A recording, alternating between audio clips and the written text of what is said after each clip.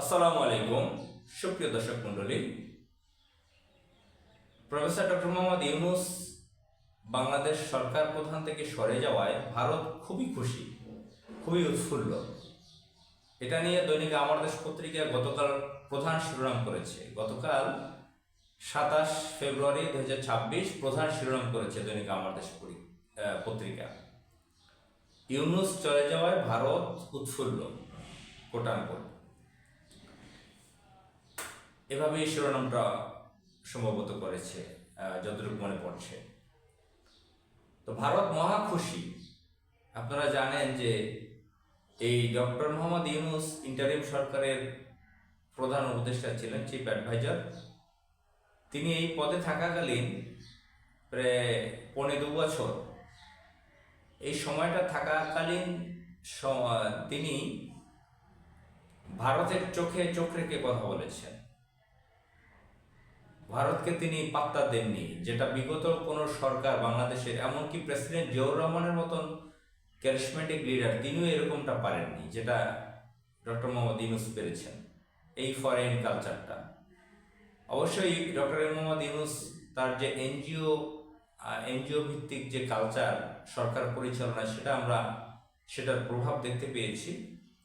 বাম Ram, 111-এর কুশীলভ, daily star, প্রথম আলোর আওয়ামী লীগ ঘেঁষার লোকজন উপদেষ্টা ছিল, বা তিনি কঠোরভাবে দমন করতে পারেননি অনেককে, এবং অনেক সমস্যা হয়েছে, অনিয়ম হয়েছে। সেগুলো একটা সমালোচনার জায়গা আছে, আলোচনার জায়গা আছে। অন্ততপক্ষে মোটা থেকে আমরা যেটা দেখতে পেয়েছি যে ভারতের সাথে যে কূটনৈতিক সম্পর্কটা, ভারতের চোখে চোখ রেখে কথা বলা, ভারতকে পাত্তা না দেওয়া, যেটা দরকার ছিল, যা আমরা দেখেছি যে শেখ হাসিনা অবৈধভাবে 15.5 বছর ক্ষমতায় ছিল, একদম ভারতের পদলেহন করে। লেডি লেন্দুদ্দর্জি তাকে বলা হয়। আমি বলছি ব্যক্তিগতভাবে যে আপনারা জানেন সিকিমের যে লেন্দুদ্দর্জি ছিল, তার কি পরিণতি হয়েছিল, একটা স্বাধীন দেশকে কিভাবে ভারতের কাছে দিয়ে দিয়েছিল। তো শেখ হাসিনা সেই কুখ্যাত কিলার, সেই অসভ্য মহিলা ভারতের কৃতদাস হিসেবে ছিল। ভারত যা বলতো তাই করত। তো খালেদা জিয়াও কিন্তু ভারতের ব্যাপারে ভারতকে ওইভাবে পাত্তা দিতেন না। শেখ হাসিনার সাথে তারও তুলনা চলে না। শেখ হাসিনা একদম ভারতের পদলেহন করতো, তোষামোদী, ফ্ল্যাটারাই, তা নতজানু হয়ে থাকতো। কিন্তু খালেদা জিয়া সেটা করতেন না। কিন্তু সবচেয়ে স্পেশালিটি দেখিয়েছেন ডক্টর মোহাম্মদ ইউনূস, যেটা বাংলাদেশের কোটি কোটি মানুষ, বাংলাদেশের অধিকাংশ নাগরিকরা যাতে খুশি হয়েছিল। তারা নিজেরা অপমান বোধ করছিল দীর্ঘ বছর, যে আমরা এমন একটা রাষ্ট্রে বসবাস করি, এই রাষ্ট্রের সরকার প্রধান, এই রাষ্ট্রের সরকারগুলো ভারতের তোষামোদী করে, দালালি করে, নিজের স্বকীয়তা হারাচ্ছে, রাষ্ট্রের যে স্বাধীনতা, সার্বভৌমত্ব, সেটার মর্যাদা নষ্ট করতেছে। তো এসব বিষয়ে কোটানকোট আমাদের দেশের নাগরিকরা বলে থাকেন।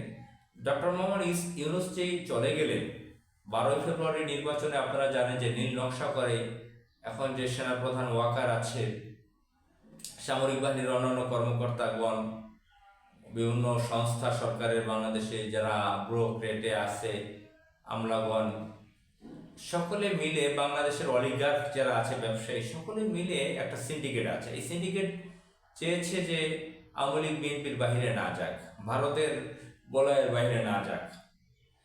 যদি জামাত ইসলামী, এনসিপি 11 দলীয় জোট ক্ষমতা আসে, সেই বলয়ের বাহিরে চলে যায়, দিল্লির বলয়ের বাহিরে চলে যায়।